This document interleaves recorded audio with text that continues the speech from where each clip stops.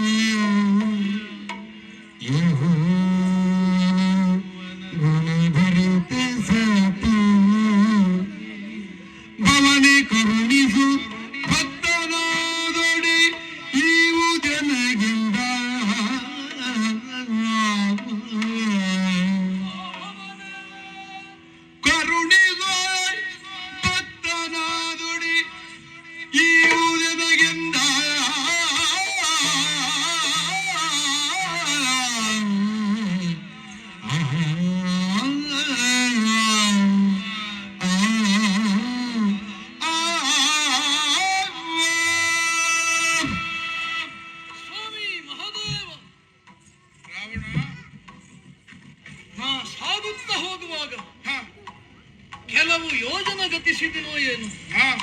ನನ್ನ ಚಿತ್ತಭಿತ್ತಿಯಲ್ಲಿ ಒಂದು ತುಮುಲ ಪ್ರಾರಂಭವಾಗಿತ್ತು. ಹೌದಾ? ತಾವು ಆದೇಶಿಸಿ ನಿರ್ದೇಶಿಸಿದಂತಹ ಒಂದು ವಾಕ್ಯ. 2 ವತ್ಸರ ನಿರಂತರವಾಗಿ ಪೂಜೆಗೆ ಇದೆ. ಆದರೆ ಸಾಕ್ಷಾತ್ ಶಿವನೇ ನೀನಾಗುತ್ತೀಯ. ಹೌದಲ್ಲ? ನಿಜ. ನಾನೇ ಶಿವನಾಗುತ್ತೇನೆ, ನಾನು ಶಿವನಾಗುತ್ತೇನೆ, ರಾವಣನು ಶಿವನಾಗುತ್ತಾನೆ. ಅದು ಹೇಗಾಗುತ್ತಾನೆ? ಶಿವನ ಪೂರ್ಣತೆ ಇರುವುದು ಶಕ್ತಿಯ ಸಾನ್ನಿಧ್ಯದ ಮೂಲಕವಾಗಿ. ಶಕ್ತಿ ಇಲ್ಲದೆ ಶಿವನು ಪೂರ್ಣನಲ್ಲ. ಶಿವನ ಶಿವತ್ವವಿರುವುದೇ ಶಕ್ತಿಯಿಂದಲಾಗಿ. ಹಾಗಾಗಿ ಶಕ್ತಿ ಎನ್ನುವಂತಹ ಬೀಜಾಕ್ಷರ ಈ ಅಕ್ಷರವನ್ನು ತೆಗೆದರೆ ಶಿವ ಶವವಾಗುತ್ತದೆ. ಹಾಗಿದ್ದ ಮೇಲೆ ಈ ರಾವಣನು ಭೂತನಾಥನ ಅನುಗ್ರಹದಿಂದ ನಿರಂತರವಾಗಿ ಆತ್ಮಲಿಂಗದ ಅರ್ಚನೆಯನ್ನು 2 ವತ್ಸರ ಮಾಡಿದನಾದರೆ ಶಿವನಾಗುತ್ತಾನೆ ಎನ್ನುವಂತಹ ನನ್ನ ದೇವನ ಆ ಆದೇಶಕ್ಕೆ ಭಂಗ ಬಂದಂತಾಗುವುದಿಲ್ಲವೇ? ಹೇಗೆ ಭಂಗ ಬರುತ್ತದೆ? ನಾ ಹೇಳಿದನಲ್ಲ, ಶಕ್ತಿ ಇಲ್ಲದೆ ಶಿವ ಪೂರ್ಣನಲ್ಲ. ಅಪೂರ್ಣನಾದಂತಹ ಶಿವ ನಾನಾಗಿ ನನ್ನ ದೇವರ ಮಾತಿಗೆ ಕಳಂಕ ಬಂದ ಹಾಗಾಗುವುದಿಲ್ಲವೇ? ಅದಕ್ಕೆ ಏನು ಮಾಡ? ನನ್ನ ದೇವರ ಮಾತಿಗೆ ಹುಸಿಯಾಗುವಂತೆ ಈ ಭಕ್ತಾಗ್ರೇಸರ ರಾವಣ ನಡೆದುಕೊಂಡ ಹಾಗಾಗುವುದಿಲ್ಲವೇ? ಹಾಗಾಗಿ ಸ್ವಾಮಿ, ಅನ್ಯಥಾ ಭಾವಿಸಬಾರದು. ನೀನು ಅನ್ಯಥಾ ಆಡಬಾರದು. ಈ ದೇವರ ಭಕ್ತನಾದ ಮೇಲೆ ಅನ್ಯಥಾ ಆಡ್ಲಿಕ್ಕೇನೂ ಇಲ್ಲ.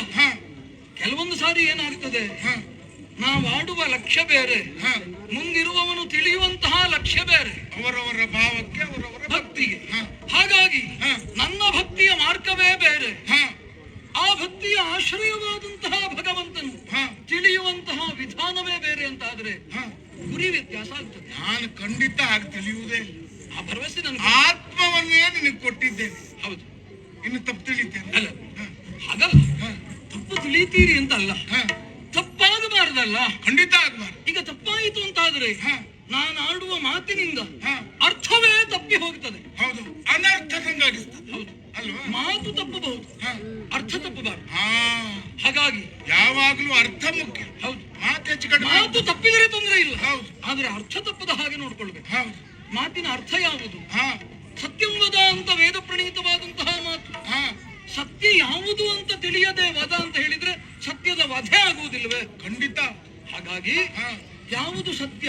ಹಾ, ನನ್ನ ಸ್ವಾಮಿ ಭೂತನಾಥ ನೋಡಿದಂತಹ ಮಾತಿನಲ್ಲಿ ಹಾ, ಆತ್ಯಂತಿಕವಾದಂತಹ ಸತ್ಯ ಯಾವುದು? ಹಾ, ಪಾರಮಾರ್ಥಿಕವಾಗಿ, ಹಾ, ನಿರಂತರವಾಗಿ, ಹಾ, ದ್ವಿಸಂವತ್ಸರ ಪರ್ಯಂತವಾಗಿ ಹಾ, ನೀ ಈ ಲಿಂಗವನ್ನು ಪೂಜಿಸಿದೆಯಾದರೆ ಹಾ, ತಾದಾತ್ಮ್ಯ ಭಾವ ಉಂಟಾಗುತ್ತದೆ. ಹಾ. ನಾ ಬೇರೆಯಲ್ಲ, ಹಾ. ನೀ ಬೇರೆಯಲ್ಲ, ಅಲ್ವೇ? ಅವಿನಾಭಾವ ಉಂಟಾಯಿತು ಅಂತಾದ ಮೇಲೆ ಹಾ, ಈಗ ಈ ಶಿವನ ಜೊತೆಯಲ್ಲಿ ಶಕ್ತಿ, ಹಾ, ಅಲ್ಲಿ ನಿರ್ಮಾಣವಾದಂತಹ ಹೊಸದಾದ ಶಿವನ ಜೊತೆಯಲ್ಲಿ ಹಾ, ನಿಶಕ್ತಿ ಆದರೆ ಹಾ, ಕಲಾಪಕರ್ಷಣವಾಗುತ್ತದೆ, ಹಾ, ಹಾ. ಕಲಾರೋಪಣ ಆಗಬೇಕು, ಹೌದು. ಕಲೆಯ ವೃದ್ಧಿಯಾಗಬೇಕು. ಹಾಗಾಗಿ ಮತ್ತೆ ಹ, ಅಲ್ಲಿ ಹಾಗಾದ್ರೂ ತೊಂದರೆ ಆಗುವುದಿಲ್ಲ. ಹ, ಎಷ್ಟಾದ್ರೂ ನೀನು ಬ್ರಾಹ್ಮಣ ಅಲ್ಲ, ಹೌದೌದು. ಎಲ್ಲ ವೃದ್ಧಿ ಮಾಡ್ತೀಯ. ಅಲ್ಲ, ಬೇರೆಯವರಿಗೆ ನಾ ಮಾಡಬಹುದು, ಹಾ, ನನಗೆ ವೃದ್ಧಿ ಮಾಡುವುದು ಹೇಗೆ? ಹಾ, ಇಲ್ಲಿ ಸಮಸ್ಯೆ. ಹೌದು.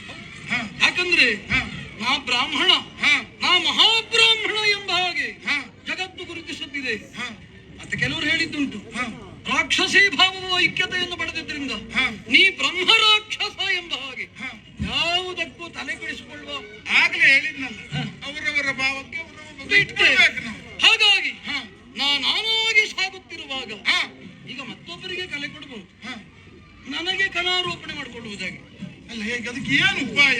ಹಾಗಾಗಿ ಹಾ, ಸ್ವಾಮಿ ಹಾ, ಮತ್ತೇನು ಬೇಡ, ಹಾ, ಈಗ ಹಾ, ಈ ನನ್ನಾರಾಧ್ಯನಾದಂತಹ ಹಾ, ಪರಮೇಶ್ವರನ ಪಾರಮೈಶ್ವರ್ಯಕ್ಕೆ ಹಾ, ಕಾರಣೀಭೂತವಾಗಿ ಹಾ. ನಿಮ್ಮ ಎಡದಲ್ಲಿ ಒಂದು ಶಕ್ತಿ ಪುಂಜವಿದೆ, ಹೌದು. ಅದಲ್ಲ ಹಾ, ಅದಲ್ವಾ? ಎಡಭಾಗ ಹಾ, ಹಾ, ಹಾ, ಹಾ, ಅರ್ಧ ಶರೀರಿ, ಹಾ, ಅರ್ಧ ನಾರೀಶ್ವರ. ಹಾ. ನಾರಿ ಇಲ್ಲದಿದ್ರೆ ಈಶ್ವರ ಇಲ್ವಲ್ಲ? ಖಂಡಿತ ಇಲ್ಲ. ಹಾಗೆ ನಾರಿಯುಕ್ತನಾದಂತಹ ಈಶ್ವರನು ಅಂತಾದ್ರೆ ಹಾ, ನಾನು ನಿರ್ಮಾಣಗೊಂಡ ಶಿವನಾದಾಗ ಹಾ, ನಾನು ನಿರ್ನಾರಿ ಈಶ್ವರ ಆಗಬಾರ್ದಲ್ಲ? ಖಂಡಿತ. ನನಗೆ ಅಪಖ್ಯಾತಿ ಅಲ್ವೇನು? ಹಾ, ಹಾಗಾಗಿ ಹಾ, ನಾ ಈಗ ಜಿಜ್ಞಾಸೆ ಮಾಡುವುದು, ಹೌದು. ನನ್ನ ಸ್ವಾಮಿ ಹಾ, ಪೂರ್ಣತೆಯನ್ನು ಸಾಧಿಸುವುದಕ್ಕೆ ಬೇಕಾಗಿ ಹಾ, ಅರ್ಧ ಶರೀರವನ್ನು ಶಕ್ತಿಗೆ ಕೊಟ್ಟು ಹಾ, ಶಕ್ತಿಯ ಅರ್ಧ ಶರೀರವನ್ನು ತಾಧರಿಸಿ ಹಾ, ಪೂರ್ಣನಾಗ್ತಾನೆ ಅಂತಾದ್ರೆ ಹಾ, ತಮ್ಮ ಕೃಪಾಶೀರ್ವಾದದಿಂದ ಪೂಜಾ ಕೈಂಕರ್ಯ ವಿಧಾನಗಳಿಂದ ಹಾ, ಮುಂದೆ ನಿರ್ಮಾಣವಾಗುವಂತಹ ಹಾ, ಲಂಕಾ ಕ್ಷೇತ್ರದ ಶಿವನಿಗೆ ಹಾ. ಒಂದು ಅರ್ಥ ಬೇಡವಾ? ಅರ್ಥ ಬೇಕು. ಇಲ್ಲ, ಅರ್ಥ ಇಲ್ಲದಿದ್ರೆ ಅರ್ಥವೇ ಆಗುವುದಿಲ್ವಾ? ಪೂರ್ಣ ಆಗುವುದಿಲ್ಲ. ಹೌದು, ಪೂರ್ಣ ಆಗದೆ ಇದ್ರೆ ಅರ್ಥವೇ ಉಳಿತದೆ. ಹೌದು. ಹಾಗಾಗಿ ಸ್ವಾಮಿ ಹಾ, ಹೆಚ್ಚು ಬೇಡ, ಹಾ, ಬಹಳ ಕೇಳುವುದಿಲ್ಲ. ಹಾ. ಯಾಕಂದ್ರೆ ಅರ್ಥ ಉಂಟಲ್ಲ, ನಿಮ್ ಪೂರ್ಣ ಕೇಳುವುದಿಲ್ಲ. ಹೌದೌದು, ಹಾ, ಅರ್ಥ ಹಾ. ಸಮೃದ್ಧವಾಗಿದೆ, ಹಾ, ಆದ್ರೆ ಅರ್ಧ ಬೇರೆಯವರು ಕೊಟ್ಟರೆ ಮಾತ್ರ ಸಿಗುವುದು, ಹಾ, ಆದ್ರೆ ಬೇರೆ ಯಾರೋ ಕೊಟ್ಟರೆ ಆಗುವುದಿಲ್ಲ. ಹಾ. ನನ್ನ ಸ್ವಾಮಿಯೇ ಅರ್ಧವನ್ನು ಕೊಟ್ಟರೆ ಆಗ್ತದೆ. ಹಾಗಾಗಿ ಏನ್ ಅರ್ಥ ಅಂತಲೇ ಅರ್ಥ ಆಗಲಿ. ಜಾಣ ಕಿವುಡು, ಹಾ, ಜಾಣ ಮರೆವು, ಹಾ, ಜಾಣ ಕುರುಡು ಹಾ, ಅಂತ ಈ ಭೂಲೋಕದಲ್ಲಿ ಉಂಟು, ಹಾ. ಮನುಷ್ಯ ವರ್ಗದಲ್ಲಿ ಹೆಚ್ಚು ಪ್ರಚಾರದಲ್ಲಿ ಉಂಟು. ಹೌದೌದು. ಈಗ ಭಕ್ತರು ಪೂಜೆ ಮಾಡಿ ಮಾಡಿ ಮಾಡಿ ರುದ್ರಾಧ್ಯಾಯ ಹೇಳುವವರು ಹೆಚ್ಚಾದ್ರಿಂದ ರುದ್ರನಿಗೆ ಹೀಗಾಗಿತ್ತು ಅಂತ ನಾ ಕೇಳುವುದಿಲ್ಲ. ರುದ್ರ ಸರಿಯಾಗಿ ಹೇಳಿದ್ರೆ ಈಗಾಗ್ಲಿಕ್ಕೆ. ಹೌದು ಅಲ್ವಾ? ಹಾಗಾಗಿ ಹಾ. ಮತ್ತೆ ಗೊಂದಲ ಬೇಡ. ಹಾ, ಸ್ವಾಮಿ ಮತ್ತೆಂತದ್ದು ಅಲ್ಲ, ಹಾ, ತಮ್ಮ ಅರ್ಧ ಶರೀರವನ್ನು ಆರೋಪಿಸಿಕೊಂಡು ಹಾ, ನಿಮಗೆ ಶಕ್ತಿಯನ್ನು ನಿರಂತರವಾಗಿ ಪೂರ್ಣ ಮಾಡುವಂತಹ ಹಾ, ಆ ಗೌರಿ, ಹಾ, ಗೌರಿಯ ಹಾಗಿರುವ, ಹಾ, ಗೌರಿಯೇ ಆಗಿರುವ, ಹಾ, ಗೌರಿಯಂತೆಯೇ ಇರುವ ಹಾ, ಮತ್ತೊಂದು ಗೌರಿಯನ್ನು ಹಾ, ಮುಂದಾಗಬಹುದಾದಂತಹ ತಮ್ಮ ಭಕ್ತಾಗ್ರೇಸರ ಈ ರಾವಣ ಹಾ, ಶಿವಪದವಿಯನ್ನೇರುವಾಗ ಹಾ. ಅನುಗ್ರಹವಾಗಲಿ ಅಂತ ಕೊಟ್ರೆ ಸಾಕು. ಓ, ಇಷ್ಟನ್ನ ಕೇಳುವುದು ನೀನು? ಇಷ್ಟನ್ನ ಕೇಳುವ? ನಾ ಹೆಚ್ಚು ಕೇಳುವವನೇ ಅಲ್ಲ, ನೀನು ಏನು ಕೇಳ್ತೀಯ ನಾ ಇಷ್ಟಿಷ್ಟೇ ಕೇಳುವುದು. ಅಂದುಕೊಂಡಿದ್ದೆ ನಾನು. ಹಾ, ನೀನು ಕೇಳುವುದು ಸರಿ ಉಂಟು. ಮತ್ತೆ ನೀವು ಶಿವತ್ವವನ್ನು ಪಡೆಯುವಾಗ ಹಾ. ಗೌರಿ ಇಲ್ಲದೆ ಇದ್ರೆ ಶಿವ ಆಗ್ಲಿಕ್ಕೆ ಆಗ್ತದ? ಲೋಕದಲ್ಲಿದ್ದೆಲ್ಲ ಭಕ್ತರು ಹಾ, ಅಲ್ಲಿ ಶಿವನನ್ನು ನೋಡುವಾಗ ಪೂರ್ಣ ಶಿವನನ್ನು ನೋಡಬಹುದು ಅಂತ ಕೈಲಾಸಕ್ಕೆ ಬರ್ತಾರೆ ಅಂತಾದ್ರೆ ಹಾ. ನಾ ಅಲ್ಲಿ ಶಿವನಾದರೂ ಶವವೇ ಅಲ್ವಾ? ಪ್ರಯೋಜನವೇ ಇಲ್ಲ. ನಿಷ್ಪ್ರಯೋಜವಾದದ್ದು ಯಾವುದೂ ಮಾಡಬಾರ್ದು. ನೀನು ಚಿಂತೆ ಮಾಡುವ ಅಗತ್ಯವೇ ಇಲ್ಲ. ಇದು ಹಾ, ಈ ಕ್ಷಣದಲ್ಲಿಯೇ ನನ್ನ ಅರ್ಧ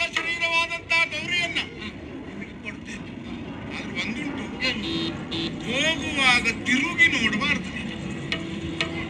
ನೋಡಿ, ಹುಲ್ಲಲೋಚನೆ ಕೇಳು ಪೇಳುವುದು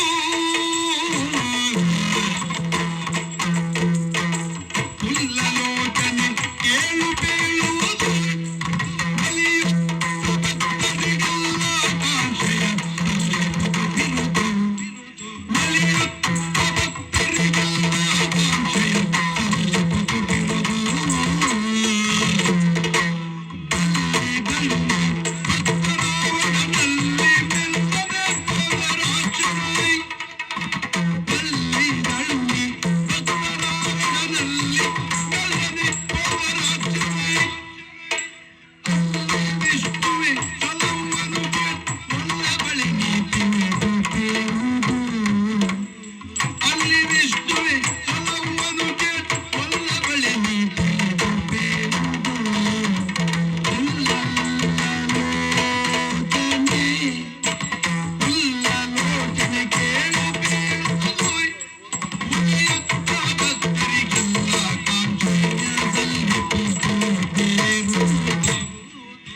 ಪಾರ್ವತಿ, ನನ್ನ ಸಂಭಾಷಣೆ ನಿನಗೆ ಆಶ್ಚರ್ಯ ಉಂಟು ಮಾಡಿರ್ಬೋದು. ಹೆಂಡತಿಯನ್ನು ಕೇಳಿದ್ರು ಕೊಡ್ತೇನೆ ಅಂತ ಹೇಳಿದ್ರಲ್ಲ, ತಲೆ ಸರಿ ಉಂಟ ಅಂತ ನೀನು ವಿಚಾರ ಮಾಡ್ತಾ ಇದ್ದಿರ್ಬೇಕು. ಗುಟ್ಟು ಹೇಳ್ತೇನೆ, ಏನು ಸ್ವಾಮಿ?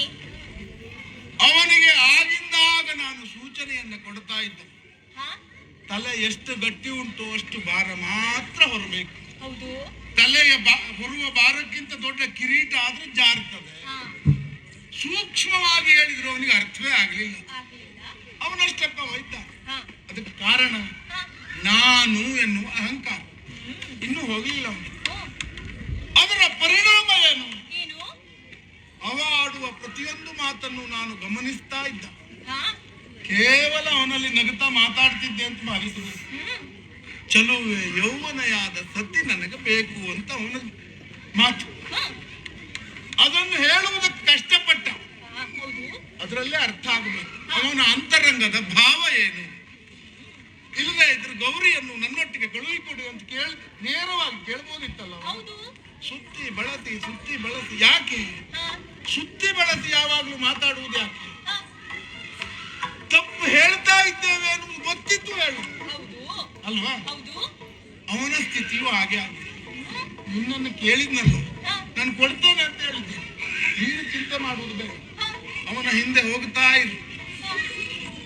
ಭಯ ಆಗ್ತದ? ಭಯ ಪಡಬೇಡ. ನಿನ್ನ ರಕ್ಷಣೆಗೆ ಹಾ. ಆ ಮಹಾವಿಷ್ಣು ಸದಾ ಸಿದ್ಧನಾಗಿದ್ದಾನೆ. ಚಿಂತೆ ಮಾಡಬೇಡ, ಅವನ ಹಿಂದ್ಗಡೆಯಲ್ಲಿ ಹೋಗ್ತಾ ಇರು. ಸ್ವಾಮಿ. ಪತಿಯಾವ ಜನಕ್ಕೆ ಮಿಕ್ಕಿ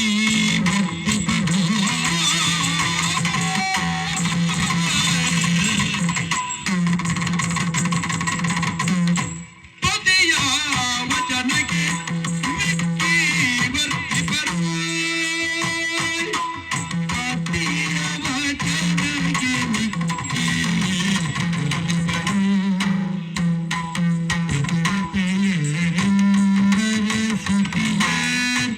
ಮಾತ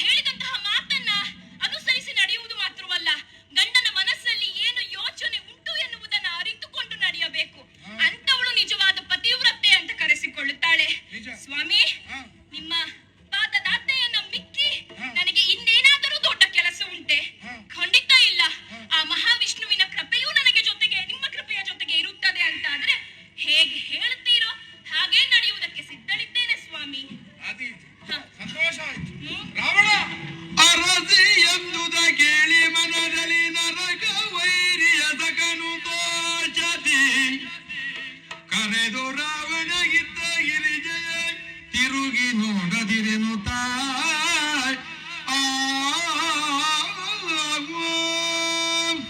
ಈ ಮೊದಲೇ ಹೇಳಿದ್ದೇನೆ, ಕರೆದುಕೊಂಡು ಹೋಗುವಾಗ ತಿರುಗಿ ನೋಡಬಾರದು. ಮತ್ತೊಮ್ಮೆ ಹೇಳ್ತಾ ಇದ್ದೇನೆ, ಬರುವುದಿಲ್ಲ.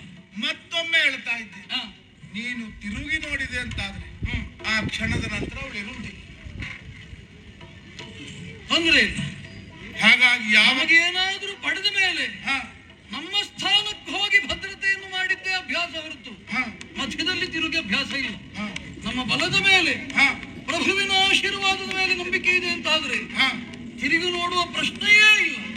ಹಾಗಿದ್ರೆ ಲಿಂಗವನ್ನ ಕೆಳಕ್ಕಿಡಬಾರದು, ತಿರುಗಿ ನೋಡಬಾರ್ದು, ಹೋಗುವಾಗ ತಿರುಗಿ ನೋಡಬಾರದು.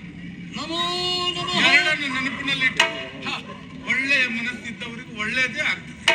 ಹೋಗಿ ಬರ್ತೇನೆ.